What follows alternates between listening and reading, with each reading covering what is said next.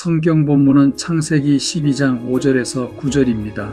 아브람이 그의 아내 사레와 조카 롯과 하란에서 모은 모든 소유와 얻은 사람들을 이끌고 가나안 땅으로 가려고 떠나서 마침내 가나안 땅에 들어갔더라. 아브람이 그 땅을 지나 세겜 땅 모래 상수리 나무에 이르니 그때에 가나안 사람이 그 땅에 거주하였더라. 여호와께서 아브람에게 나타나 이르시되 내가 이 땅을 네 자손에게 주리라 하신지라. 자기에게 나타나신 여호와께 그가 그곳에서 제단을 쌓고 거기서 베델 동쪽 산으로 옮겨 장막을 치니 서쪽은 베델이요 동쪽은 아이라. 그가 그곳에서 여호와께 제단을 쌓고 여호와의 이름을 부르더니 점점 남방으로 옮겨갔더라. 오늘 본문은 앞서 하나님께서 아브라함에게 주신 부르심과 약속이 그의 실제 걸음 속에서 현실이 되기 시작하는 장면입니다. 미국 시인 로버트 프로스트의 가지 않은 길이라는 시가 있습니다. 노란 숲길이 두 갈래로 나 있었습니다. 안타깝게도 나는 두 길을 갈 수 없는 한 몸의 나그네인지라 오래도록 서서 한 길이 덤불 속으로 꺾여 내려간 곳까지 바라다 보았습니다. 그러고 나서 다른 아름다운 길을 택하였습니다. 그곳에는 풀이 더욱 우거지고 사람 발자취가 드물었습니다. 먼 훗날에 나는 어디에선가 한숨 쉬며 이 이야기를 할 것입니다. 숲속에 두 갈래의 길이 갈라져 있었고 나는 사람들이 드물게 가는 길을 택하였다고 그것으로 말미암아 모든 것이 달라졌노라고. 로버트 프로스트는 미래를 알지 못하는 인생의 갈림길에서 어느 한 길을 선택해야 하는 불가피성을 노래합니다. 그 순간에는 이 길이나 저 길이나 큰 차이가 없어 보이고 그 차이는 먼 훗날에나 알 수 있다는 것입니다. 오늘 본문에서 아브라함도 갈림길 앞에 섰습니다. 그런데 아브라함의 선택은 이 시인과 결정적으로 달랐습니다.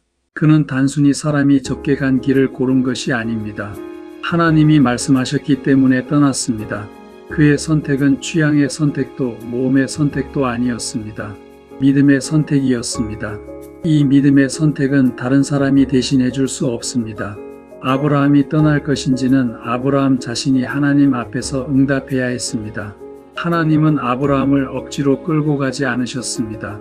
그러나 분명히 말씀하셨습니다. 떠나라. 이제 아브라함은 그 말씀 앞에서 응답해야 했습니다. 믿음은 하나님의 말씀을 듣고 그 말씀 앞에서 자신의 삶을 드리는 응답입니다. 아브라함 앞에는 두 길이 있었습니다. 하란에 그대로 남아 지금까지의 삶을 이어가는 길, 그리고 하나님의 말씀을 따라 보이지 않는 약속의 땅을 향해 떠나는 길이었습니다. 하란에 남는 길은 사람의 눈으로 보기에는 더 안전하고 익숙한 길이었을 것입니다. 그러나 하나님의 부르심을 들은 사람에게 그 길은 더 이상 이전과 같은 길일 수 없습니다.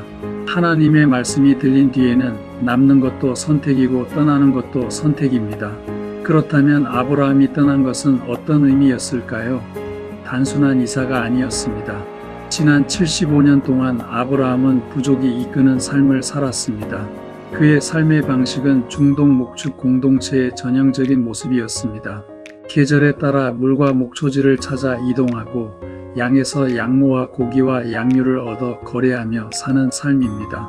이런 삶에서는 자신을 지켜주는 세력이 있어야 합니다. 가족이고 시족이고 부족입니다. 그것이 생존의 질서였고 삶의 보호막이었습니다. 아브라함이 떠난 곳은 황무지가 아니었습니다.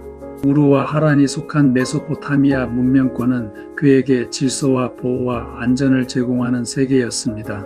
그런데 하나님은 바로 그 자리에서 그를 부르셨습니다. 아브라함은 불안정한 곳에서 안정된 곳으로 간 것이 아닙니다. 사람이 보기에 안정된 세계를 떠나 보이지 않는 하나님의 약속으로 들어간 것입니다. 하나님의 명령은 단순히 장소를 바꾸라는 것이 아니었습니다. 시족이 이끄는 삶에서 하나님이 이끄시는 삶으로 옮겨오라는 것이었습니다. 삶의 토대 자체를 바꾸는 것이었습니다. 그렇다면 아브라함은 왜 이 무겁고 낯선 길을 선택할 수 있었을까요? 그것은 그가 하나님의 약속 속에서 말씀하시는 분이 누구신지 보았기 때문입니다. 그 약속을 다시 한번 들어보겠습니다. 내가 너로 큰 민족을 이루고 내게 복을 주어 내 이름을 창대하게 하리니 너는 복이 될지라. 너를 축복하는 자에게는 내가 복을 내리고 너를 저주하는 자에게는 내가 저주하리니 땅의 모든 족속이 너로 말미암아 복을 얻을 것이라. 12장 2절에서 3절입니다. 아브라함이 믿은 것은 약속의 내용만이 아니었습니다. 그는 그 약속을 말씀하시는 분을 보았습니다. 한 사람에게서 큰 민족을 이루고 땅의 모든 족속이 그로 말미암아 복을 얻게 하겠다는 말은 사람의 야망에서 나올 수 없습니다. 그것은 역사를 다스리시는 하나님만이 하실 수 있는 말씀입니다. 아브라함은 그 약속의 크기 속에서 말씀하시는 하나님의 크기를 보았습니다. 그리고 그는 믿었습니다. 아브라함이 택한 길은 사람들이 적게 가는 길이었기 때문에 좁은 길이 된 것이 아닙니다. 그 길은 보이는 안전을 내려놓고 보이지 않는 하나님을 의지해야 하는 길이었기 때문에 좁은 길이었습니다. 믿음은 막연한 자기 암시가 아닙니다. 그러나 믿음은 보이는 조건만으로 계산되는 것도 아닙니다. 믿음은 말씀하시는 분이 하나님이심을 알아보고 아직 보이지 않는 미래를 그분의 약속 안에서 바라보며 그 뜻을 따라 즉시 몸을 움직이는 것입니다. 앞선 4절은 이에 아브라함이 여호와의 말씀을 따라갔다고 기록합니다. 그리고 오늘 본문 5절은 그 순종이 실제 걸음이 되어 마침내 가나안 땅에 들어갔다고 말합니다. 마침내라는 말 속에는 단순한 이동 이상의 무게가 담겨 있습니다. 떠나기까지도 가는 동안에도 아브라함에게는 흔들림과 갈등과 무거움이 있었을 것입니다. 그러나 그는 결국 그 길을 갖고 마침내 가나안 땅에 들어갔습니다. 훗날 창세기 22장에서 이삭을 번제로 바치라는 말씀을 들었을 때도 아브라함은 아침 일찍 일어나 지체 없이 길을 떠났습니다. 말씀 앞에서 지체하지 않는 것, 그것이 아브라함의 믿음이었습니다.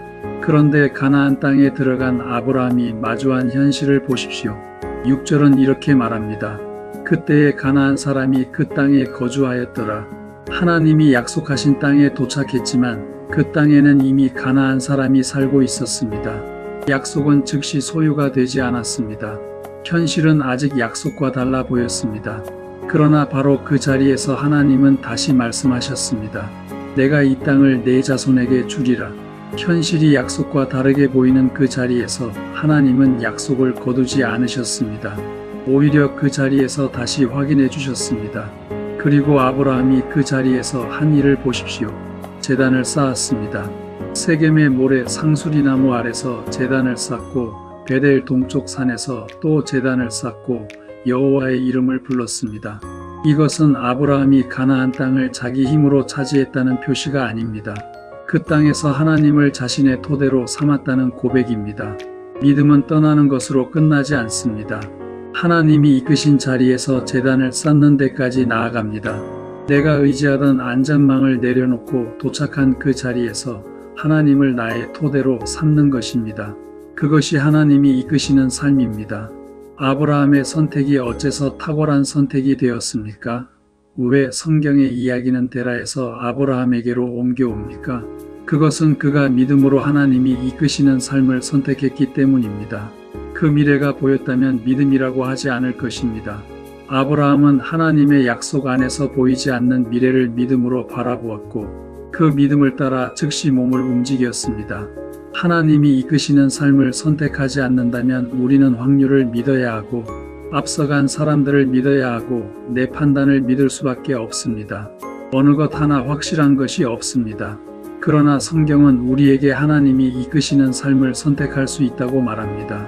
오늘 이 말씀을 듣는 우리에게도 갈림길이 있습니다. 그 갈림길 앞에서 물어야 할 질문은 단순히 어느 길이 더 편한가가 아닙니다. 나는 무엇을 안전으로 삼고 사는가? 나는 친숙한 하란에 머무는 삶을 택하고 있는가? 아니면 하나님이 보여주실 땅을 향해 나아가고 있는가?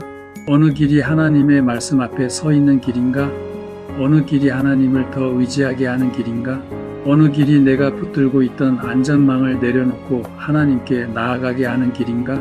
믿음의 선택은 여러 가능성 중 좋아 보이는 길을 고르는 것이 아닙니다. 말씀하시는 하나님을 알아보고 보이지 않는 약속을 따라 내가 의지하던 안전망을 내려놓고 하나님께 나아가는 것입니다. 그리고 하나님이 이끄신 그 자리에서 제단을 쌓는 것입니다. 하나님을 나의 토대로 삼는 것입니다. 아브라함은 그 선택을 했고 마침내 가나안 땅에 들어갔습니다. 그리고 그곳에서 제단을 쌓고 하나님의 이름을 불렀습니다. 그것이 하나님이 이끄시는 삶이었습니다. 우리도 그 선택을 하는 저와 여러분 모두가 되기를 주님의 이름으로 축원합니다.